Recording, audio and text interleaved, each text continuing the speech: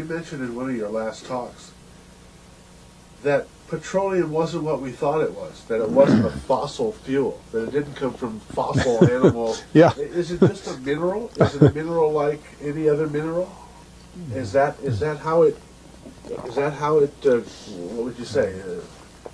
How did it, what's the origin of You see, petroleum? when they first found petroleum, because they were beginning to make motors and needed on axles or wheels on railroad trains and all that sort of thing, and remember trains started in the beginning of the 19th century, then oil went from just a lubricant to a fuel, and it made it valuable. And Rockefeller happened to be the smartest man in the business at the time, but he made most of his money, or much of it, off the transport of the petroleum as well as selling it. But one thing they realized was, because oil is putting a price on oil is like putting a price on a pail of water. You know, no initial cost. It's in the ground, and in those days they were, some of it almost what you'd call surface mining the oil. They didn't go down deep. So in order to get the price up, they hit on the idea that they would have to make it appear to be scarce. That boy, after we take the next few barrels out, we're probably going to have to close as well. You know, that kind of thing. Well, a very fortuitous event. In 1892, there was a convention in Geneva of scientists to determine what organic substances are.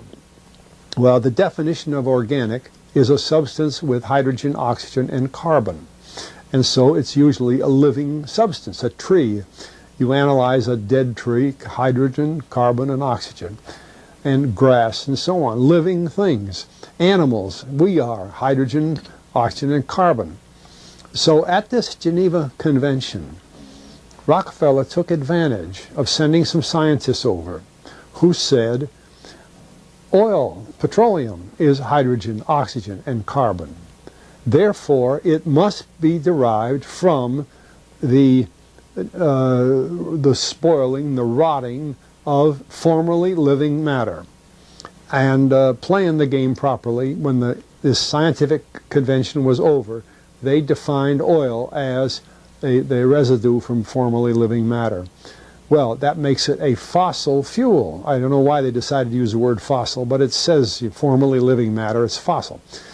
Well, of course, today, and another thing we should know is that there has never been a fossil, a real fossil, found below 16,000 feet. And you can't argue at 16,000 as a level line, because someplace the ground sinks and so on. But 16 is what the scientists say, 16,000. We mine oil, or we drill for oil, at 30,000, 33,000, 28,000 every day of the week.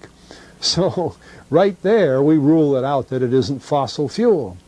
It's called fossil fuel for the minds of the public to feel that it is an asset that is running out, being depleted. We talk about depletion allowance, which is a lot of, you know.